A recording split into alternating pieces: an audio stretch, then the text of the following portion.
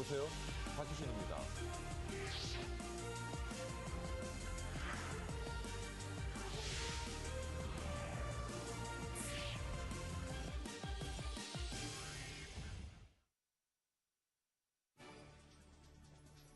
머니24 헤드라인입니다. 뉴욕 증시는 재정 절벽에 대한 불안감 등의 영향으로 하락했습니다.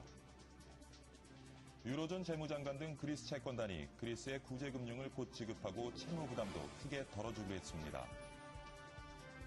경제협력개발기구 OECD는 우리나라의 내년 경제가 올해보다 나아지겠지만 성장률은 3.1%에 그칠 것으로 전망했습니다.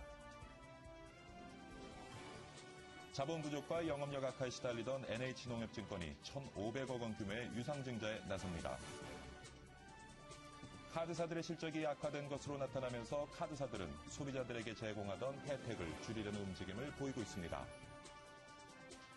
미국의 대도시 주택가격이 꾸준한 상승세를 보이고 있습니다.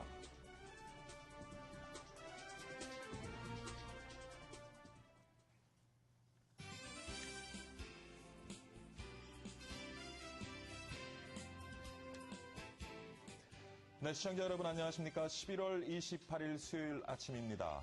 박희준의 여보세요. 박희준입니다. 요즘 카푸어족이라고 들어보셨는지 모르겠습니다. 하우스푸어가 우리 사회에 심심치 않게 등장하더니 이번엔 또 카푸어족이 등장하고 있습니다. 번 돈의 대부분을 분수에 맞지 않는 자동차에 지출하면서 경제적 어려움에 처한 이들을 말한다고 하는데요. 20, 30대 젊은 층에서 최근 나타나는 소비문화의 행태라고 합니다. 어떻게 생각하시는지요? 이러다가 하우스푸어 구제 대책처럼 카푸어 대책마저 나와야 되는 것은 아닌지 참 씁쓸한 이야기라는 생각이 듭니다. 우리가 지금의 경제 위기를 넘어서려면 분수에 맞는 소비 문화를 먼저 배우고 거품을 빼는 노력을 먼저 이 사회에 뿌리 내려야 하는 것은 아닐까 생각해 봅니다. 아침부터 무거운 얘기 좀 해봤습니다. 자, 오늘도 시청자 여러분을 위한 전화를 열어놓겠습니다. 분수에 맞지 않는 소비 문화 어떻게 생각하시는지요? 여기에 할 말 있는 분들도 좋고요.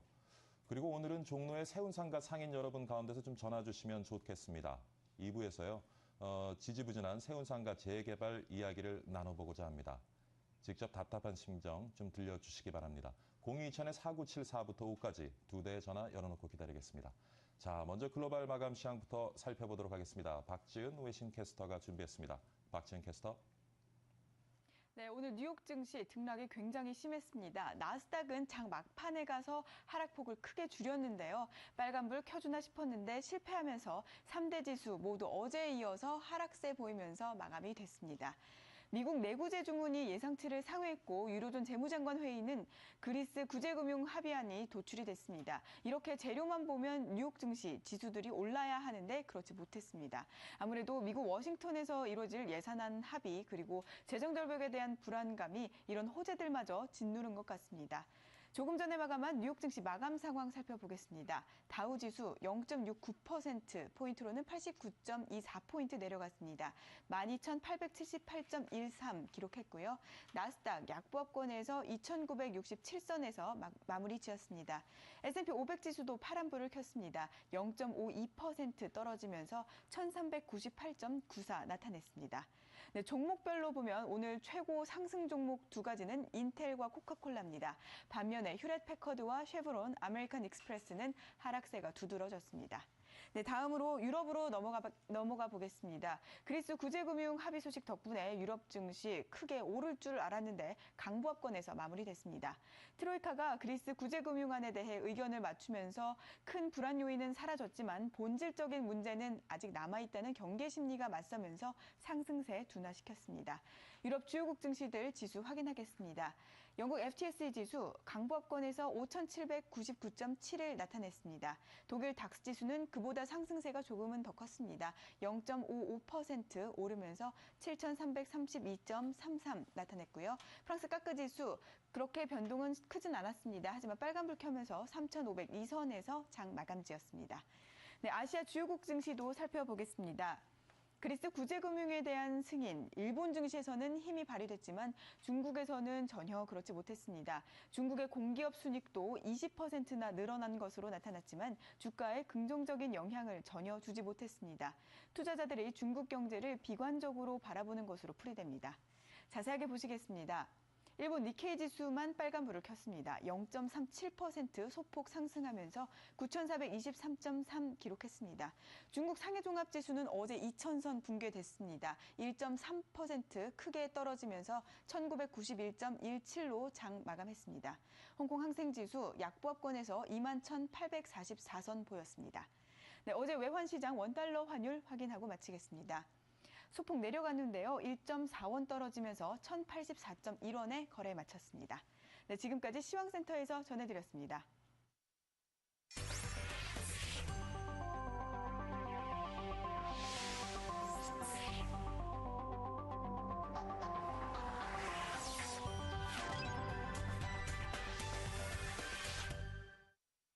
네, 박지은 외신 캐스터와 함께 글로벌 마감시장 알아봤고요. 이번엔 나라박 소식 살펴보도록 하겠습니다.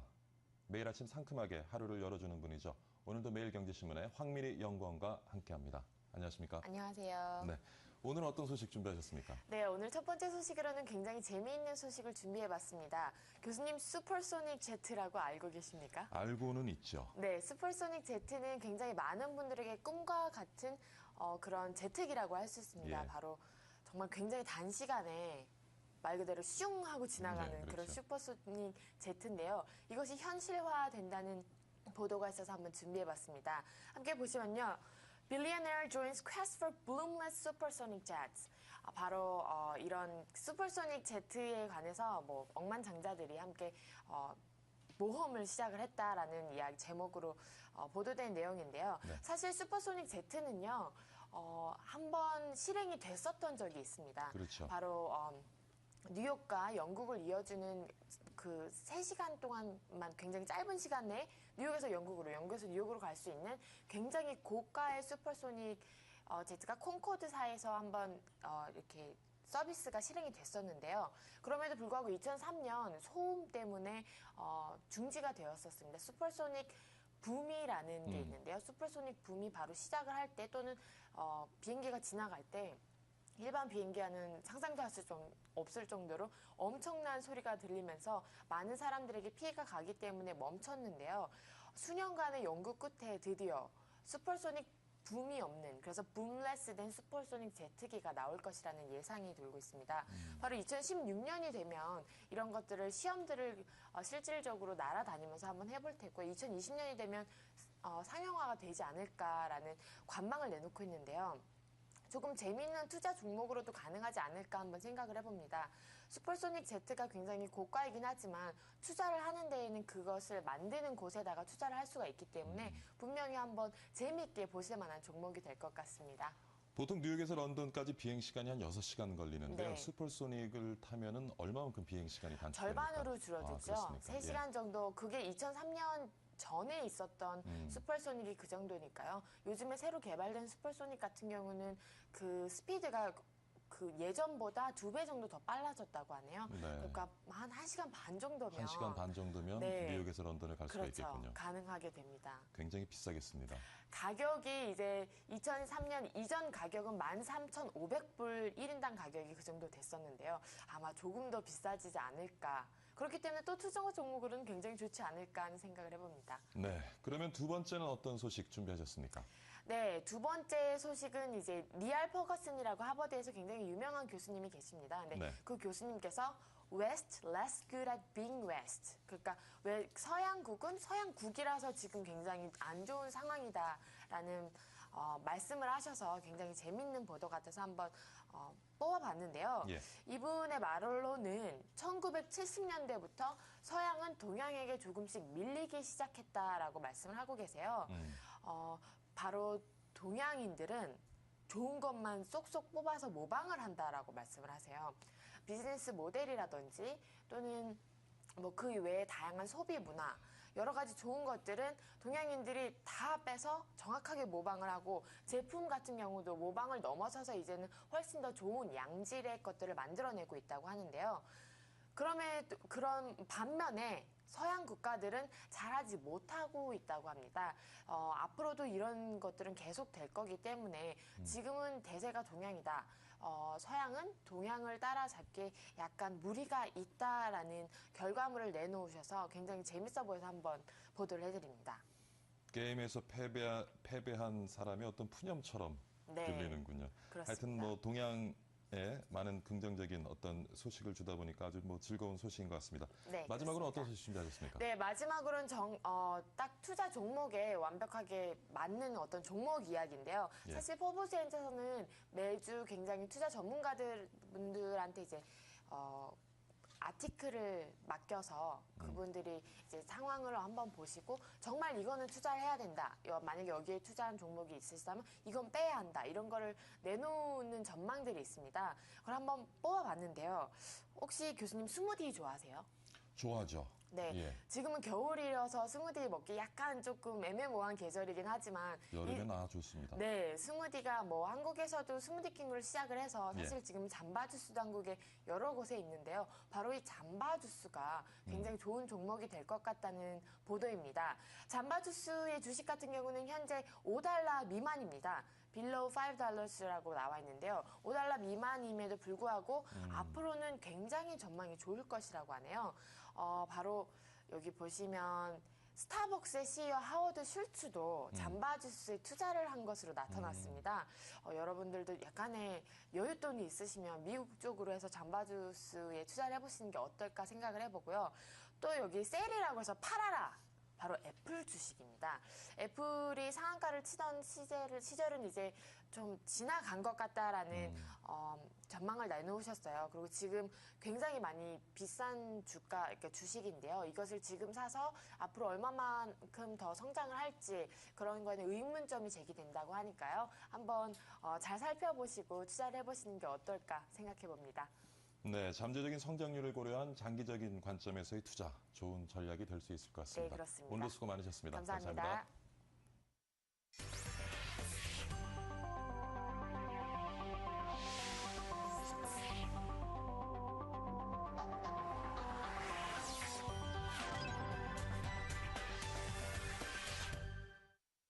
네, 황미리 연구원과 함께 재미나는 외신들 살펴봤고요. 이번에는 우리 시장 투자 전략 세워보는 시간 가져보도록 하겠습니다.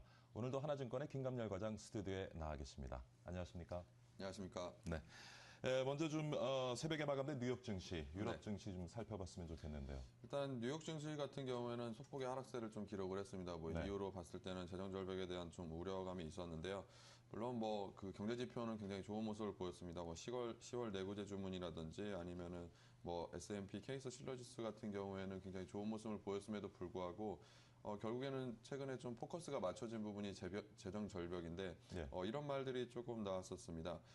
미국 상원의 해리 레이드 민주당 의원은요 최근에 재정 절벽 논의에 거의 진전이 없어 실망스럽다는 표현을 조금 했고요. 그런 면으로 봤을 때는 재정 절벽에 거의 포커스가 맞춰져 있는데 이런 식의 어떤 의원들 간의 말 한마디 한마디가 증시에 좀 악재를 보인 점이 좀 보이고요. 예. 유럽 같은 경우에는 그에 반면에 좀 플러스권을 이루어냈습니다. 그 이유로 봤을 때는 유로존 유로화 사용 17개국 재무장관들이 그리스에 437억 유로 규모의 3차 구제금융 자금을 4달 중에 집행을 하고 예. 그리고 부채를 400억 유로 정도 탕감해준다는 지원안에 합의를 함으로 인해서 어느 정도 좀 플러스권을 이뤄냈는데요. 미국하고 좀 유럽이 좀 대조적인 모습을 보였습니다. 그렇군요. 유럽이 그리스에 대한 지원 방안에 이제 합의점을 찾았습니다. 네. 그게 원인인지 모르겠지만 코스피도 어제 좋은 모습을 네네. 보였고요. 1920선대 네. 안착하는 모습을 보였는데 네네. 당분간 이번 주에 이런 흐름이 네. 좀 지속되리라고 보시는지. 일단 기본적으로 제가 늘 말씀드리는 거지만 하방에 대해서는 굉장히 견고한 모습을 보이고 예. 있습니다. 하지만 제가 늘 좀 우려를 하는 부분은 이런 부분입니다. 너무 기대감을 좀 갖지를 말자. 그러니까 예를 들어서 어제 같은 경우에도 ITG는 좀 좋지 않았고 현대차가 좀 좋았는데요. 그런 좀 내용적인 부분을 좀 뜯어볼 필요가 있다라고 말씀을 좀 드릴 수가 있겠고요. 지수가 어느 정도 상승하는 모습을 보였을 때 결국에는 상승을 할 수 있는 모멘텀을 충분히 가지고 있다 그러면 지수에 베팅을 하는 게 굉장히 중요해 보일지 모르겠지만 최근에 있어서는 어찌 보면 지수보다는 업종이나 종목별로 좀 대응을 하는 게 좋으실 것 같고요. 그래서 지수가 더 갈 수 있겠느냐 없겠느냐 보다는 저는 어제도 말씀을 드렸지만 약간 어찌 보면 바벨 전략의 형식으로 IT주가 어느 정도 좀 저평가의 국면에 왔다고 그러면 IT주를 좀 매수를 하고요. 예. 그리고 자동차라든지 기타 화학주가 좀 저평가 국면에 왔다 그러면 자동차라든지 화학주를 매수를 하는 그런 투자 패턴이 좋아 보일 것 같습니다. 네. 그리스 문제가 이제 일단락이 되고 네. 그러다 보니까 이제 글로벌 시장의 자금들이 중국, 한국 등 신흥 시장으로 조금 유입되는 이제 경향을 보이게 네. 될 것으로 생각이 되는데 네. 자, 코스피 네. 지금 뭐 좋은 모습을 보이고 있는데 이 상승세 어디까지 이어질죠? 지금 일단 제가 아까 이게 전에도 자금이 조금 들어오게 되면 네. 좀 외국인의 수급 사항은 우호적인 환경으로 바뀌는 거죠. 일단 외국인의 수급 사항을 조금 본다 예, 먼저 그러면 좀 수급 사항부터 네. 보시죠. 어제 같은 경우에는 외국인이 소폭의 좀 마이너스세를 보였습니다. 그리고 기관 같은 경우에는 거의 3,828억 원 정도의 순매수를 보였는데요. 예. 한 이틀 전까지만 해도 외국인의 매수 규모가 1,000억대를 좀 넘어가서 1,638억을 이틀 전에 기록을 했는데 예. 그걸로 봤을 때는 어느 정도 좀 매수세가 좀 들어오지 않겠느냐 이런 모습을 보였을지는 모르겠지만 죄송합니다. 오늘 기준이니까 3일 전에는 1,638억 원이 들어왔고요. 예. 이틀 전에는 277억 원 규모를 줄였고 어제 같은 경우에는 671억 원 마이너스 폭을 기록을 했습니다. 그러니까 이런 식으로 봤을 때는 외국인의 자금 상황 자체가 예. 꼭 우리나라 증시로 몰리는 가능성은 그렇게 크지는 않아 보입니다. 우리나라 증시에 몰리기보다는 어찌 보면은 채권이라든지 그런 부분들로 좀 몰리고 있는데 그런 부분들을 어찌 보면 이렇게 한 번에 좀 이쪽으로 좀 쏠리는 것처럼 그러니까 자본시장에 몰리는 돈 자체도 그 돈이 몰리는 그 업종 자체가 이렇게 있지 않습니까? 채권일 수도 있고 뭐 주식일 수도 있고 여러 가지가 있는데 제가 볼 때는 최근에 그 외국인들의 자금 쏠림은 채권하고 부동산 쪽에 좀 있지 않을까라는 생각을 하고 있고 아직까지 증시에 들어오는 모습은 그렇게 크게 보이지는 않습니다. 네. 자, 우리 증시의 좀 세부적인 이슈들을 살펴보면 네. 최근에 와서 그 외국 투자 기관들이 지금 다음 커뮤니케이션 네네. 집중 매수하고 있습니다. 네, 맞습니다. 어떤 배경에서 이런 집중 매수가 이루어지고 있는지. 일단 내용적으로 보면은 예. 캐피털 그룹 컴퍼니가 올 하반기 들어서 15일까지 장내를 통해서 다음 주식을 사고 팔면서 지분율을 6.14%에서 거의 11.97%로 끌어올렸는데요. 예. 외국 기관들이 좀 다음 주식을 매집을 하는 이유는 가장 큰 이유가 동종 업체들에 비해서 좀 저평가가 이루어졌지 않았나 이런 말씀 좀 드리고 싶은데요. 예. 실제로 다음에 퍼가 현재 13배 수준인데 네이버, NHN 같은 경우는 24배 수준을 거의 절반에 불과하고 있습니다. 예. 물론 1등주와 2등주의 그런 프리미엄 가치가 있기 때문에 어느 정도의 괴리는 있을지는 모르겠지만 2배 수준이 난다는 얘기는 좀 어느 정도 좀 괴리감이 좀 크다는 좀 이슈가 좀 있을 수 있을 것 같고요. 그 다음에 외국인들이 과연 그러면 이런 부분들에 대해서 왜 관심을 가지고 그러면 그렇게 투자를 할까라고 보면은 경영권에 관련된 소문들도 계속적으로 좀 나오고 있습니다. 그 이유로 봤을 때는 최대 주주의 지분율이 좀 지나치게 낮기 때문인데요. 이재용 창업주와 특수관계인 지분율이 어찌 보면은 굉장히 미미할 수도 있겠지만 16.29%에 불과를 하고요. 그리고 자사주 지분도 거의 전무해서 적대적 M&A가 들어온다 그러면 방어가 좀 힘든 상황으로 좀 볼 수가 있고 그런 입장에서 봤을 때는 외국인들의 눈에는 어찌 보면 먹잇감 하나가 좀 생기지 않았나 이런 측면으로 좀 보실 수 있을 것 같습니다. 그렇다면은 그 투자자 입장에서는 지금 외국인들이 매수세를 타고 있는데 네. 현 시점에서 어떠한 전략을 가지고 좀 이 업종에 이 제가 종목에 접근을 해야 봤을 될지. 때는 이 업종에 투자를 하시는 거는 전 나쁘지 않다고 보고 있습니다. 제가 늘 말씀을 드리는 거지만 모바일 업종에 있어서는 내 업종 자체가 상승세를 타고 있기 때문에 예. 투자를 하는 건 굉장히 좀 괜찮아 보이는 측면인데 다만 이제 좀 조심스러운 부분은 이런 겁니다. 우리나라의 어쩌면 경제 규모가 좀 작기 때문에 외국인들이 좀 먹튀를 할 수 있는 가능성이 있기 때문에 투자를 하셨다가 예. 수익률 자체를 너무 크게 기대를 하고 투자를 하시기보다는 어찌 보면 편승이라고 하겠죠. 그러니까 외국인들이 어느 정도 좀 숟가락을 그러니까 외국인들이 그런 수익률 자체를 끌어올리는 측면에서 어찌 보면 숟가락을 조금 얻는 정도의 수준의 그런 기대감으로서의 투자를 하시는 게 바람직하고요. 외국인들이 적대적 M&A라든지 이런 부분들에 포커스를 두고 있다고 해서 그 부분들에 인해서 수익률을 거의 다 가져가신다는 것 측면은 조금 우려가 있어 보입니다. 요즘 또 하나 이슈가 이제 삼성전자가 연일 최고가를 경신하고 있는데 네. 그러다 보니까 LG전자에도 많은 좀 네, 주목이 맞습니다. 집중되는 것 같습니다. 근데 LG전자를 들여다보면 네. 좀 외국인들하고 우리 투자기관들하고 좀 네. 상반된 모습을 보이는 것 같아요. 기관들은 매수세를 보이고 있고 네. 외국인들은 매도세를 보이고 네. 있고 어떤 이유에서 이런 지금 현상이 일어나는 건지. 일단은 제가 봤을 때는 그런 부분들에 있어서는 예. 어찌 보면은 좀 그런 언론들이 조금 약간 뒤늦게 대처를 하고 있지 않나 이런 생각이 들고 있습니다. 물론 그런 뉴스들이 좀 많이 나오고 있기는 한데요. 최근 제가 수급 사항을 다시 보여드리도록 하겠습니다.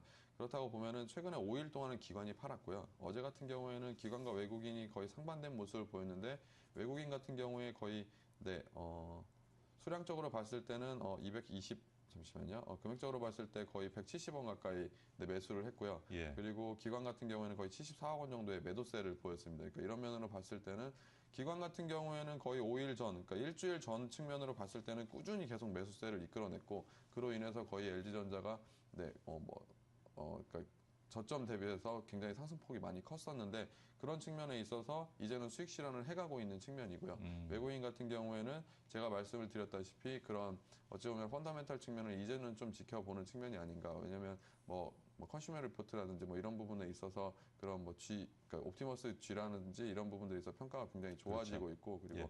산타랠리 부분이나 이런 부분들에 있어서의 TV 판매량이 굉장히 큰데 LCD 판매량에 있어서도 거의 업계에 1, 2위를 다투고 있는 업체이기 때문에 그런 부분들에 있어서는 제가 봤을 때는 외국인이 지금쯤은 좀 관심을 가지고 있는 게 아닌가라는 생각을 하고 있습니다. 그렇군요.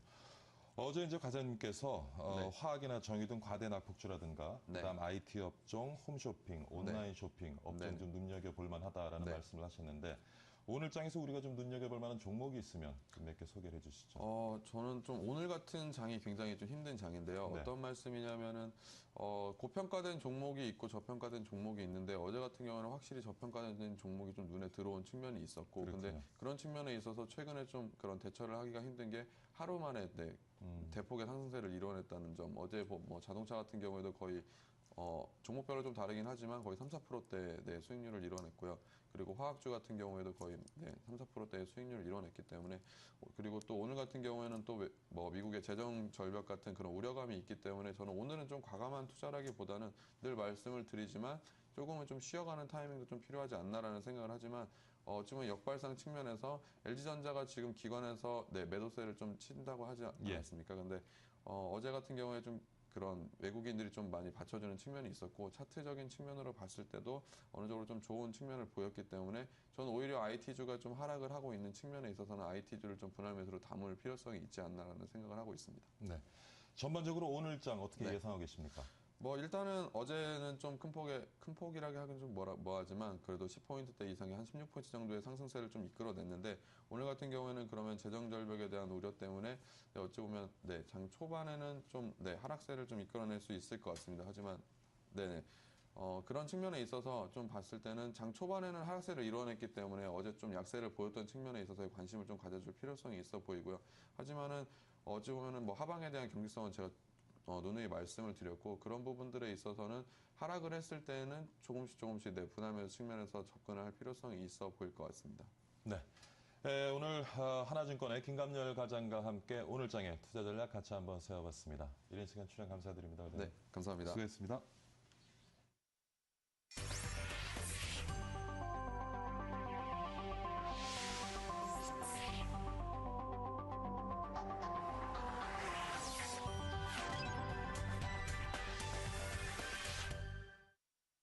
네, 박희준의 여보세요 1부 마치도록 하겠습니다. 잠시 후 2부에서는요, 환율 문제에 대한 이야기 전문가와 나눠보도록 하겠습니다. 정부 결국 외환시장에 대한 직접 개입에 나설 것 같습니다. 세계적으로 요즘 환율 전쟁이라고 말할 만큼 긴박한 상황으로 치닫고 있는데요. 이 내용을 한번 짚어보도록 하겠습니다. 채널 고정해 주시고요. 잠시 후 2부에서 다시 찾아뵙겠습니다.